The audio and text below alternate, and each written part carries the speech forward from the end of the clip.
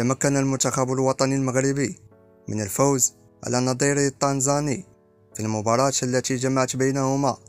في ملعب لورانت باكو في مدينة سان بيدرو ب3 أهداف مقابل 0 برسم الجولة الأولى من دور المجموعات في نهائيات كأس إفريقيا للأمم الكوت ديفوار.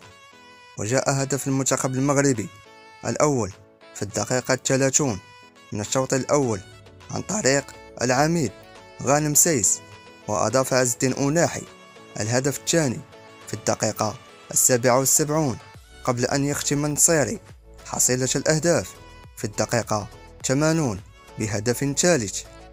وبهذه النتيجة تصدر المنتخب المغربي ترتيب منتخبات المجموعة السادسة ب3 نقاط، ويواجه المنتخب الوطني المغربي في الجولة الثانية نظيره من جمهورية الكونغو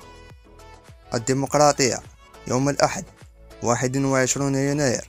2024، ثم يواجه نظيره الزامبي في الجولة الثالثة يوم الأربعاء 24 يناير 2024. وكان المنتخب المغربي الحاصل على المركز الرابع في نهائيات كأس العالم الأخيرة في قطر عام 2022